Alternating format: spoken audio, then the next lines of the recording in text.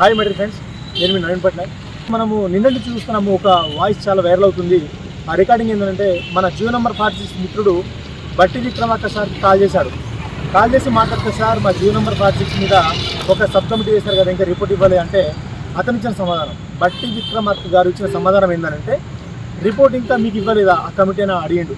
అంటే వీళ్ళకి అసలు విద్యార్థుల పట్ల ఏదన్నా అంటే ఉద్యోగం సంబంధించినటువంటి అంశం మీద ఏదైనా కమిటీ వేసినప్పటికీ ఆ రిపోర్ట్ వచ్చిందా లేదా కనీసం తెలుసుకునే బాధ్యత నీకు లేదా?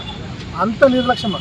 గత ప్రభుత్వం అట్లా నిర్లక్ష్యం చేసింది కాబట్టి నిరుద్యోగులంతా ఏకమైలు. కాబట్టి దయచేసి గమనించాలి. ఖచ్చితంగా మా మీద వేసినటువంటి సబ్ కమిటీ రిపోర్టు తక్షణమే రావాలి.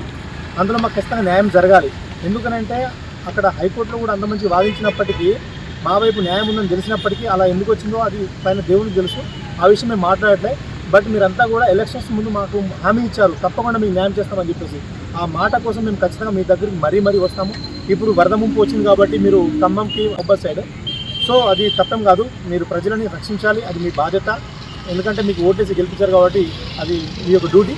సో మీరు మాకు కనుక ఎవరైతే జియో నెంబర్ 46 వల్ల నష్టపోయిన అభ్యర్థులకు న్యాయం చేసే వరకు మేము మాత్రం దీన్ని వదలం సార్. తప్పకుండా మీరు మాకు న్యాయం చేయాలి. ఆ బాధ్యత మీరే, ఎందుకంటే మీరే మాకు మాట ఇచ్చారు. కాబట్టి మేము గత ప్రభుత్వం మాకు అన్యాయం చేసిందనే మిమ్మల్ని మేము గెలిపించుకున్నాం. మేమంతా పిక్చర్లో మేము కాదు.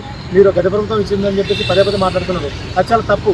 వాళ్ళు మాకు అన్యాయం చేశారు కాబట్టి మీరు న్యాయం చేస్తామని చెప్పేసి మీరు మాకు మాట ఇచ్చారు కాబట్టి మేము గెలిపించడం మీకోసం మేము పనిచేసినాం.